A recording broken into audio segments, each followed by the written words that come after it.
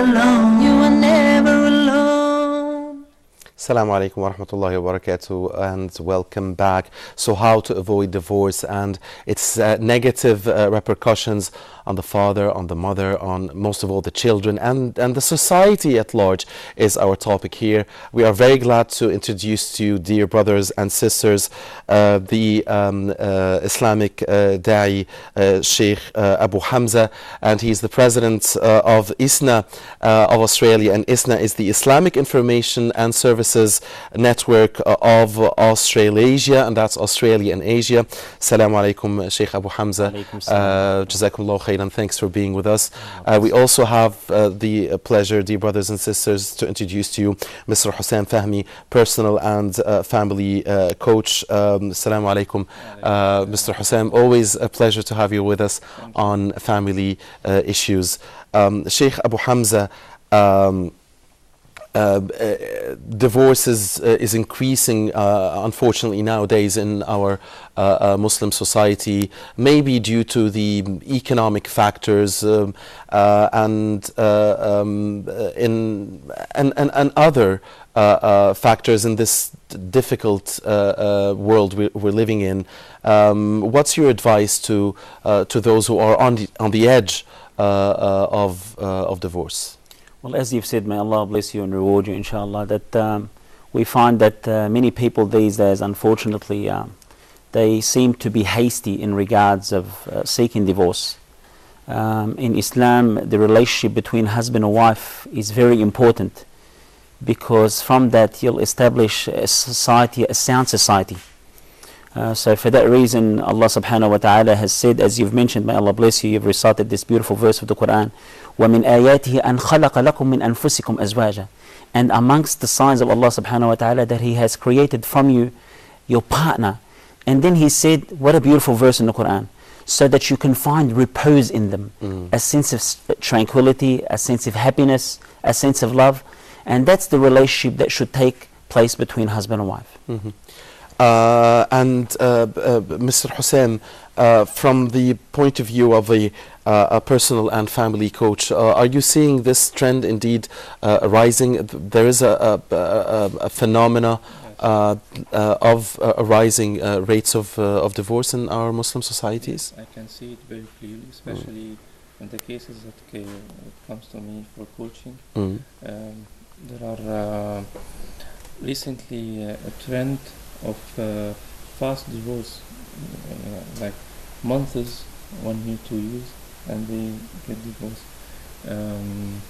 I think many factors has played a role in this, maybe economically, and maybe other factors has to do with religion and differences in goals, and the modern life movement, the fast movement of the modern life, and that tends to make both having their own way, busy with work and meeting each other. All right. Allow us, Mr. Hussein and Sheikh Abu Hamza, and dear brothers and sisters, to take a short break and come back and continue our discussion. Please don't go away. Alone, you are never alone. Ask Hoda. Dear brothers and sisters, welcome to a new edition of Ask Huda. I have 2 questions. Please go ahead. You can read it in Arabic, and you can also understand the meaning in your own language. The different tafsir and the interpretation of the meanings of the Quran are available in almost every language that exists on earth by the grace of Allah. The water of Zamzam is for whatever intention you drink it with. Salih from Egypt, his father has the way, and he asked about how can he help him. Very good question. Can they give a zakat to any of the dawah centers? The ibadah, or the act of worship, is a part of the unity of worship. It has to be paid to Allah subhanahu wa ta'ala, and in accordance with the guidance of his Prophet sallallahu alaihi wasallam.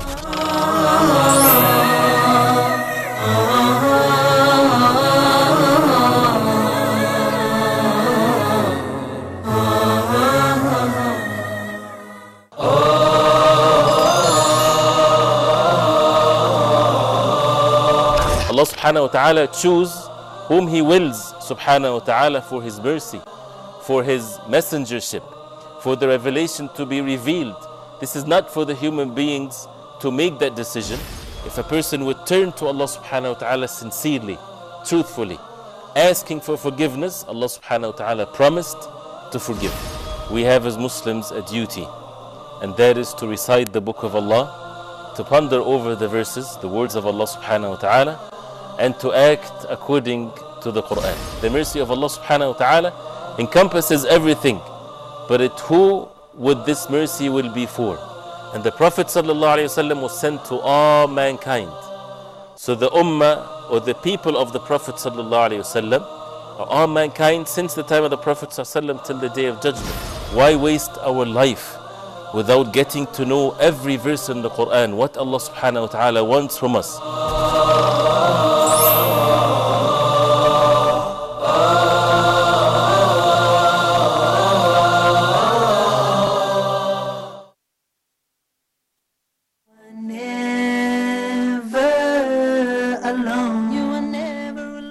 Assalamu alaikum wa rahmatullahi wa barakatuh. Thanks for staying with us. Mr. Hussein, just before the break, I was asking you and Sheikh Abu Hamza a question about the advice. But what is the usual advice you give to those who are seeking a divorce or on the edge, so as to avoid the negative repercussions that can occur on their children, on themselves, and on society? First of all, I would recommend better communication between the husband and the wife, because what leads to divorce somehow when you reach a point where each one not communicating with the other one, and there comes miscommunications, misunderstandings, and also when the husband or the wife have certain interests and certain goals that contradicts the other one, so they go in different directions. And let's say with the communication, so the lack of communication, yes, is usually the reason, and the advice is communicate, just communicate Yeah. and talk. What do you expect from your partner? Maybe what would you like to put as a frame in communication with your partner? You mentioned the goals. So if the goals are different, I mean, they will stay different. Then these partners are supposed to compromise. We seek a compromise here. Yes, between we have these to. goals? We have to seek an agreement. It's not a win-lose. It's a win-win relationship, because win-win or a lose-lose. Yeah, because if we're not, if someone is not satisfied, eventually something wrong will happen at the end, because he will build up negative emotions like anger, sadness, dissatisfaction, that will affect also the relationship and the intimate relationship between them. So it's very recommended that they sit together, and even if both of them are working, for example, they don't sit together as much, they have to set a time or a day in the week that they sit together and talk and share their lives. What if the problem is financial, meaning, for instance, that the wife is dissatisfied with the way the husband is spending on the family, and the husband is really, sometimes he's demanding. He's to be blamed, and other times it's because of the difficult economic situation the whole world is facing, actually. First of all, we have to understand that marriage is a partnership.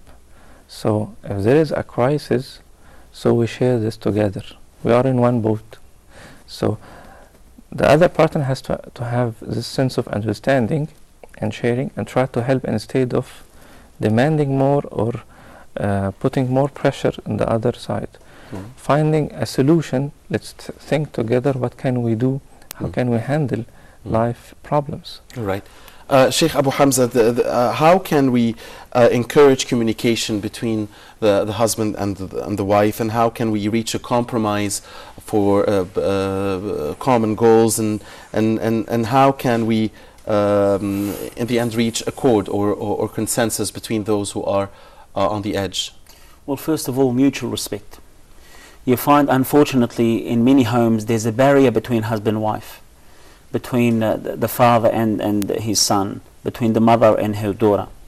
And this is a problem that exists, unfortunately, in many homes. So communication is so essential. And I love the hadith of the Prophet, peace be upon him, which he said, "An-nisa shaqa'iq ar-rijal." Women are partners of men. And he said also a beautiful hadith. He said, "Ma akramahunna illa kareem." Whomever honors women, they're honorable. And whomever disgraces women, they're disgraceful. So unfortunately, we find many men, they're friendly, they're outgoing out there, they're very talkative, they smile out there with their friends. But when it comes to the house, once they come inside the house, you find them, they frown, and unfortunately, they yell and scream. And this is not acceptable whatsoever. And there's a beautiful hadith that Muhammad ﷺ has said, and it's important for us to understand. He said, "Khayrukum khayrukum li ahlihi." The best of men are those who are best to their family. And there's another hadith, "Khayrukum khayrukum li nisa'i." So for that reason, if we actually ponder upon this hadith of the Prophet Muhammad ﷺ, we understand that from that hadith that we should be righteous and we should be close to our family. And if we look closely at Muhammad ﷺ, who's Allah subhanahu wa ta'ala has said, لَقَدْ كَانَ لَكُمْ فِي رَسُولِ اللَّهِ أُسْوَةً حَسَنَةً. Indeed, there has been for you a great example of Muhammad ﷺ. Our beloved Prophet Muhammad ﷺ, just imagine this. They were just about to go to a battlefield. So he said to the Sahaba radiallahu anhum, "Go forward." So they move forward. He said to Aisha radiallahu ta'ala anha, he said, "Are you ready, Aisha? Let's race." Just imagine this. So they race and she defeats him. And another time, Muhammad ﷺ said, "Are you ready, Aisha?" Alhamdulillah. And at that time, Muhammad ﷺ defeated her. And look how close he was, sallallahu alayhi wasallam. So once the man realizes that, hey, I need to take Muhammad ﷺ as an example in all of my affairs, not just to follow him in prayers, for example. As Muhammad ﷺ said, "Sallu kama ra'aytumuni usalli." Pray as you see me pray, or "Khudu anni manasikakum." Fulfill the ritual of Hajj. No. In everything that he did, sallallahu alayhi wasallam, we should take him as a role model. And then he addresses the women. And I would like my dear respected sisters to pay attention to this beautiful hadith. He said, "لا تؤدين المرأة حق ربها حتى تؤدين حق زوجها كله." The woman will never fulfill the rights of Allah until she fulfills the rights of her husband, all of his rights. And we all know a very famous hadith where Muhammad sallallahu alayhi wa sallam has said, إذا صلت المرأة خمسها وصامت شهرها وأحصنت فرجها وأطاعت زوجها قيل لها ادخلي من أي أبواب الجنة شئت. Beautiful hadith. Muhammad sallallahu alayhi wa sallam has said, if the woman was to fulfill her 5 prayers, that's the rights of Allah, and then she is to fast the month of Ramadan, and then she is to protect her chastity and dignity, and if she's obedient to her husband, it will be said to her to enter from any gate of paradise that she wishes. And another hadith, Muhammad sallallahu alayhi wa sallam has said to a woman, "Zawjuki jannatuka wa naruki." Your husband is your heaven and hell. Meaning, if you obey him, you'll go to heaven, and if you disobey him, you'll go to hell. So sometimes men misuse such a hadith. Without a doubt, there are men that talk about their rights, but they actually deny their wives their rights, and this is a problem. And this shows there's ignorance that exists amongst them. Barakallahu feekum, Sheikh Abu Hamza. Mr. Hussein, and please don't be diplomatic. From most of those who seek counseling and who come to you and to your colleagues, usually, do you see that the men or the women are to blame? I know this is not a very, it's not a question that anybody would like to be asked, but allow me to extract from you an honest answer, not a diplomatic answer, at least in our society. Apparently, most of the cases that I counsel are women. Men are not tending to go to counseling that a lot. So I am hearing their point of view. You're hearing one point of view. I am hearing one point of view. So it's about less communication, and sometimes also she is feeling that she's not interested, that he is not interested in her. He's busy with his life and his friends And Sorry to interrupt. Allow me Yes. to continue with you after we get Brother Mustafa from Nigeria Yes. in. We don't want him to wait for us with this long distance call. Assalamu alaikum, Brother Mustafa. Thank you for calling Family Issues. And go ahead with your point, comment, or question, sir. Assalamu alaikum wa rahmatullah. Alaikum assalam. My question is about right. I had Sheikh Abu Hamza talking about the woman's right. Yes. I'm having a problem with my wife. I don't know whether she does have the right to tell me I have left my beard. Alhamdulillah. Alhamdulillah. So she's telling me that she doesn't like it. So I don't know whether she has that right. We have been quarreling over it. I don't know whether she has the right to tell me the level of my beard or not. Mm-hmm. Sheikh Abu Hamza will be responding to that. Any other points, Brother Mustafa? And there is this issue of whenever we're having problem, me and my wife, I try as much as possible to tell her we should forget about what I want and what she wants. What did the Rasul, what did Allah subhanahu wa ta'ala and Rasulullah sallallahu alayhi wa sallam told us to do about a particular issue, and I'm still having difficulty over it. I don't know whether I am the one that is having the problem or she is the one. Barakallahu feekum. Brother Mustafa, Sheikh Abu Hamza will be responding to you. In regards of the beard, alhamdulillah, as we all know that Muhammad sallallahu alayhi wa sallam said, "A'fu liha wa hafu shawar." So it is a command from our beloved Prophet Muhammad sallallahu alayhi wa sallam. And we all know that when Allah subhanahu wa ta'ala commands us to do something, or the Prophet Muhammad sallallahu alayhi wa sallam, we submit and surrender. But you should be also diplomatic with your spouse.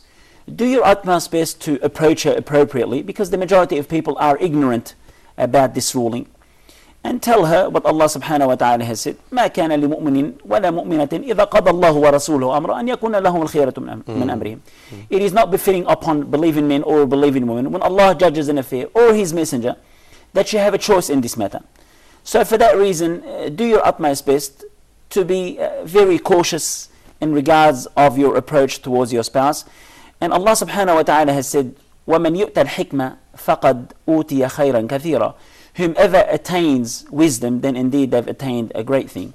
So please be extremely cautious. I know that many people say the hadith of Muhammad sallallahu alaihi wasallam, which he said, إِنَّ اللَّهَ لَا يَنظُرْ إِلَى وُجُوهِكُمْ وَلَا إِلَى أَجْسَادِكُمْ وَلَكِنْ يَنظُرْ إِلَى قُلُوبِكُمْ وَأَعْمَالِكُمْ. This is an authentic hadith which Muhammad sallallahu alaihi wasallam does not, he has said that Allah does not look at your facial feature nor your body structure, but He looks at your heart and your deeds.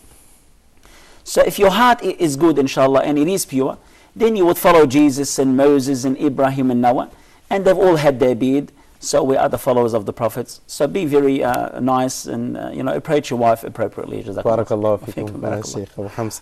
Mr. Hussain, back to you, to the point about those who seek counseling. Also, I believe, unfortunately, that differences over the way children are to be raised are also a main cause of seeking of divorce. Yes.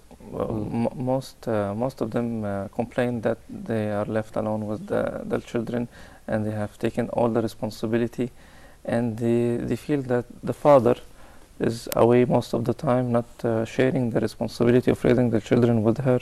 She has so much pressure for the homework with the children, doing the homework, exams, especially. And the father will respond, well, I'm doing all of this for you, right? Yes. And because this is what he was saying, I'm just working to get the money. Yes. You ask for day in and day out. Yes. So that's why I stress the point that there has to be a time set for the family, a time where the father plays the role of maybe helping in these issues. Yes. Homework, raising the children, and the time to go out and share and be playful with the wife. And the children, because it's not most men come from work having the pressure and the burden of the day, and they're too serious. They don't want anybody to talk to them. So it's bringing the gap more and more. So he has to communicate and feel that the wife was doing a great job during this time when he was away. So there has to be a sense of appreciation to the role of her as a mother, and understand that she's trying her best to do many things. Women tend to be multitaskers. So she's raising children, taking care of the home, maybe she's working also, she's also has many pressures. So I have to, as a wife, as a husband and a father, to appreciate this role and be patient with her. Maybe sometimes she tends to be tense and emotional. Right. So this is one of the points. Right. Barakallahu feekum. Sheikh Abu Hamza, how to avoid, squabbling over how our children should be raised? Because this is most of the fights. You see a lot of fights in this regard, and it could, unfortunately, lead to separation or divorce. Well, first of all, the relationship between husband and wife should be like a teamwork. Yeah. And everyone should know their position and their post. Obviously, we all know that Allah subhanahu wa ta'ala has said, Ya ayyuha alladhina amanu qu anfusakum wa ahlikum nara. All who you believe, save yourself and your family from the hellfire. And I disagree with my dear respected brother. I personally believe the majority of divorce, men are to blame. Because they are the captain of the ship. And the majority of times they ignore their spouse. They might go to the masjid. Some of them are even practicing.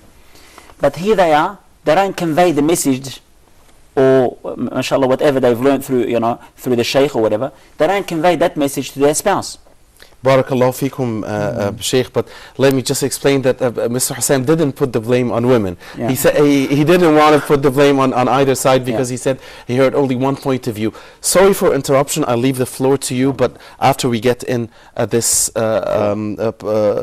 participation from Professor Ahmed Shawqi, and he is a professor of psychiatry at Al-Azhar University. Assalamu alaikum, Professor Shawqi. Thank you for giving us your time.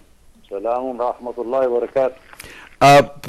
Shawqi, we are talking here in our program Family Issues about how to avoid divorce, so as to avoid its negative repercussions on the children, on the mother, on the father, and on society at large. What advice do you have for those on the edge? بسم الله الرحمن الرحيم. أولا يعني to start with, to secure a comfortable, stable family for the kids to be brought up in a healthy environment, we need to talk about the type of marriage between husband and wife.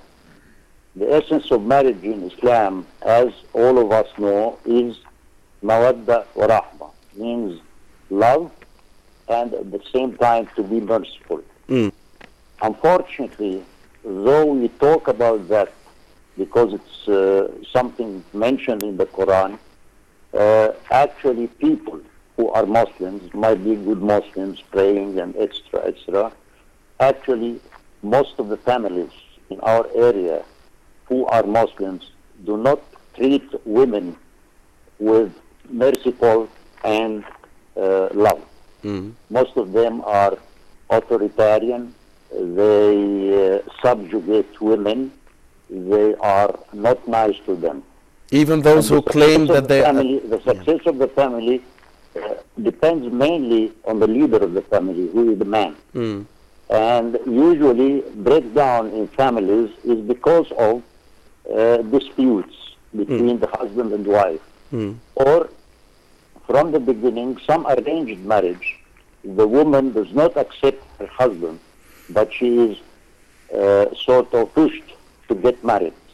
Without having feelings toward this man she's going to sleep with, to be his the mother of his children. And so we should start, we are talking about preventive measures to secure a good family. Number one, we shouldn't press on a girl to get married to somebody unless she feels something towards him. That's number one. Number two, we need to educate our young men who are going to be husbands and fathers of young kids. We need to educate them how to treat women with respect for them as human beings who have equal rights to be treated humanly and to be sort of tender with them. And usually a woman who is happy in her marital life with her husband, she becomes a very good woman, a very good mother. She can raise her children with love, care, and devotion. And so the beginning starts with what type of marital life, what type of the couple's relationship is. I have been doing what's called marital counseling for 25 years now. Most of the problems, unfortunately to say, though I am a man, are because of the maltreatment of a man to a woman. He doesn't give her her rights. He doesn't respect her. He thinks that she is not as good in her mind as he is. And consequently, what he does to her as demeaning and degrading of her humanity is reflected on the kids. Right. We need to educate men how to be humane, how to be careful about the treatment with their wives, how to be tender. And all these are values that are stressed by Islam. Indeed. In our holy book. Indeed. Professor Shawqi, a second and final question. Is it easy to convince some of the men that you described that maltreat their wives to change course? Do you find it easy to change their mentalities, to change their attitudes, or is it sometimes too little, too late? Reality is people, when they are already grown-ups, it's difficult to change them. And the only way to change them is to give an example, a model. The sheikh or the imam or those whom he looks at as their example, as a model.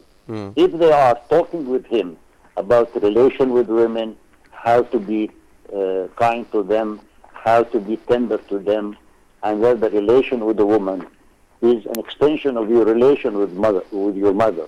If you are nice to mom, you are usually nice to your wife, and nice to your girls, daughters. And so it needs, we give people not lectures, but we give people examples, models of behavior. And that's what makes people emulate or imitate the models they are respecting, they are convinced with their religious attitude. Right, you are, sir. Barakallahu feekum. Professor Ahmad Shawqi, Professor of Psychiatry at Al-Azhar University. Dear brothers and sisters, we'll be back with Sheikh Abu Hamza and Mr. Hussein after this short break to continue our discussion here on family issues. Please stay with us. Never alone. You are never alone.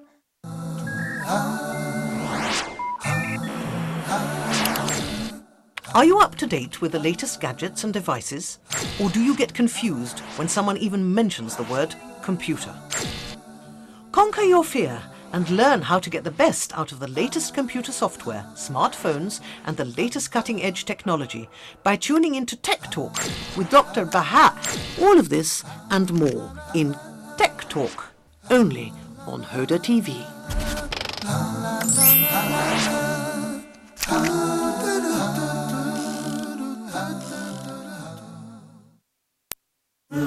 The Messenger of Allah, peace be upon him, narrated that when Allah, glory be to him, wishes good for someone, he bestows upon him understanding of the religion, and that Allah makes the path to paradise easy for those who seek knowledge. Preoccupied by work or family in the modern world, a Muslim may struggle to find time for acquiring Islamic knowledge. To ease this struggle, we are launching Huda Academy to be your gateway to online Islamic e-learning. Enroll now and study from our renowned scholars. Learn Aqidah from Dr. Muhammad Salah. Learn Fiqh from Dr. Hatim Al-Hajj. Learn Hadith from Dr. Muhammad Saeed. Learn Tafsir from Sheikh Ibrahim Zidan. And learn Arabic from our professional instructors. Successful graduates of Huda Academy will go through a final test and eventually receive a certificate of completion. To enroll and learn more about Huda Academy, please visit us online at hudaonlineacademy.com.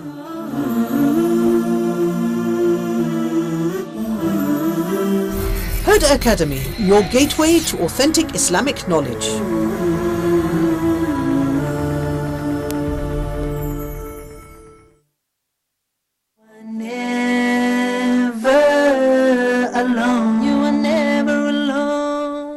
Assalamu alaikum wa rahmatullahi wa barakatuh, and welcome back. Mr. Hussein, when we try to avoid divorce, there are two ways. Either that the husband and wife try to solve it, together within them, secretively, without any interference, or to get those they trust, to get involved.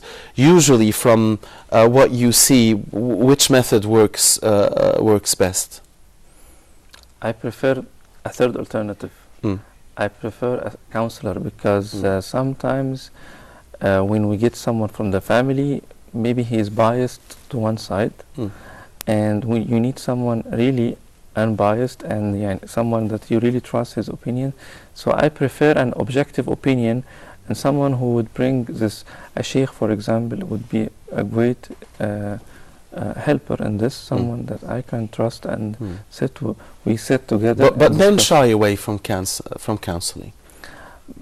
Men shy away. I mean, they don't like counseling. I think if we are really want to save this marriage, both men and women need to be open to go to a counselor and seek help, because a counselor, I mean, someone who has a good knowledge and experience in dealing with such an issue. I recommend a sheikh or maybe a coach or a psychiatrist, because this professional help could save the marriage. And I really don't prefer someone from the family, because I'm afraid they would be biased or bring more flame to the situation. Yes. Let me put the same question to Sheikh Abu Hamza and add here, Sheikh, if you'd allow me. From one side, we were told also not to talk a lot about our secrets. I mean, a man and women are not supposed to talk about their secrets. So from this point of view, you would think that trying to solve things together without any interference could be the best option. But from the other side, sometimes there is when it's deadlocked, you have to go outside. So what do we do in this situation? Well, first of all, I highly recommend that you keep the relationship very, very secret, and do your utmost best to resolve it, because I find that the majority of divorce that does take place, because there are people that know about your problem. And sometimes, as the brother, may Allah bless him, has said, the doctor, people sometimes seek the assistance of the wrong people. So they make things worse. Allah subhanahu wa ta'ala said a beautiful verse in regards to this. He said, وَإِنْ خِفْتُمْ شِقَاقَ بَيْنِهِمَا فَابْعَثُوا أَحَدًا حَكَمًا مِنْ أَهْلِهِ وَحَكَمًا مِنْ أَهْلِهَا إِنْ يُرِيدَ إِصْلَاحًا. What a beautiful verse. Allah subhanahu wa ta'ala has said, if you fear discord, divorce, separation, then send a judge or a referee from his family, a just referee, and a referee from her family, if they want reconciliation. Now, Umar radiallahu anh, there was a beautiful story that Umar radiallahu anh has sent a member of her family and a member of his family to resolve the problem between them, and they weren't able to resolve them. So he hit them both. He said, if you want reconciliation, it would have happened, because that's what Allah subhanahu wa ta'ala has said. So it's important, first of all, to try to resolve the problem between husband and wife. This is very, very important. If it doesn't work, as the doctor has said, may Allah bless him, seek assistance from people who are qualified. Not any sheikh. There are mashaykh that are specialized in certain things. A sheikh that is specialized in marriage counseling. Yes. This is important. And sometimes time heals. If you leave that problem, see, many people want to resolve the problem then and there. Let it go for a period. Very important point. Exactly. And try, when you want to resolve that problem, resolve that problem, not all the problems that has existed. Like a sister once called me, Assalamu alaikum Abu Hamza, I'm having problem with my husband. For the last 8 years he did this, he did this, he did this. I said, Salaam alaikum, thank you very much, and I hung up the phone. She called me back and she said, did you just hang the phone? I said, yes, sister. You've called me and you've mentioned everything which he has done in the last 8 years, which is not good, but you haven't mentioned one good thing that he's done. So she said, thank you very much, I appreciate it. Now, in time of disputes and arguments, people don't look at the good things. وَلَا تَنْسُوا الْفَضْلَ بَيْنَكُمْ. Don't forget the good things that has happened between you. This is very, very crucial, that when there's a dispute, to hear first of all both sides, and only talk about that specific problem. Wallahu ta'ala. Barakallahu feekum, Shaykh. Ahsantum. Barakallahu feekum. Mr. Hussein, when the mood is a fighting mood or a tense mood, this affects the children definitely. How do we try to to make them away from our problems? How do we hide if the couple has a problem? This is very important. How to hide it from the children? Yes, it's difficult. There has to be a frame between the husband and wife from the beginning, that we never discuss our problems in front of children. There has to be a privacy, and we do it in the proper time, because there are certain times I really recommend it's banned to discuss problems, for example, before we sleep, or it's banned to discuss problems and issues in the bedroom, because there is an anchor that will happen, that this place has negative emotions, because we will remember our fights when we go into this place. So never discuss problems in the bedroom or in the living room or something like that. Let's talk about it in an open space, and in the morning maybe at certain times, because I don't want children to notice. Second, we have to choose the right time, because sometimes the husband will not be receptive to problems when he's coming from work and pressured and tired, or also the wife would be not receptive to argument when she's tired and doing certain things. So we have to set frames from the beginning. When we have disagreements, we do this and this and this. We're not gonna very important point again, so as not to have this or that place attached to the bad memory and the negative emotion. And maybe, Sheikh, I don't know, maybe this is the idea also about counseling. So because usually if the couple goes to for counseling, then they probably go to someone they may not see again, and they don't have to see again for the rest of their lives if they get it fixed. Or but if it's from the entourage, then it might get the problem complicated, as you earlier stated. The beauty of our religion is Islam focuses on prevention, preventing something from happening. Subhanallah, the West does the total opposite. They focus on cure. Al-wiqaya khayrul ilaj. Prevention is better than cure. Now, the Prophet Muhammad said a beautiful hadith, and subhanallah, sometimes it's a very simple hadith, but if you were to observe it and ponder upon it, it has an immense meaning. He said, sallallahu alayhi wasallam, he said, إِذَا غَضَبْتَ فَاسْكُتْ إِذَا غَضَبْتَ فَاسْكُتْ إِذَا غَضَبْتَ فَاسْكُتْ. And when he repeats, our beloved Prophet Muhammad sallallahu repeats something 3 times, that means it's so important to pay attention to it. Now, when anger takes place, frustration takes place, and that's when divorce usually takes place. So you should do your utmost best to leave the house at that specific time. Muhammad sallallahu alayhi wa sallam, he himself left his wife for a month. Allahumma salli wa sallam. Even Ali radiallahu ta'ala an kept away from his wife Fatima, the perfect woman, for a day. So do your utmost best just for that specific time, just to avoid confrontation. And my dear respected sister, when there's a problem, don't try to resolve it then and there. Say, no, I want to resolve the problem there. Give it time. Let your husband think about it. And also, this is an advice to every married man and woman. Muhammad sallallahu alayhi wa sallam said, "Man kan yu'min billah wal yawm al-akhir falyaqul khayran aw liyasmut." Whomever truly believes in Allah and the Day of Judgment, say good or be quiet. Think about this. If you want to say something and it's going to upset your husband or upset your wife, don't say it. Barakallah. And subhanallah, there's a beautiful a story that happened to whom? Abu Bakr radiyallahu ta'ala. Quickly, Sheikh, please. Inshallah. He had his tongue. He grabbed his tongue and he was pulling his tongue. So Umar walks in and said, what are you doing? He said, هذا الذي أوردني الموارد. This is the one that has caused me so much mischief. So Abu Bakr is observing himself, and that's why Umar radiallahu anhu has said, he said, حاسبوا أنفسكم قبل أن تحاسبوا. Hold yourself accountable for your Allahu Akbar. And on this note, we end this episode taking again from Sheikh Hamza's words.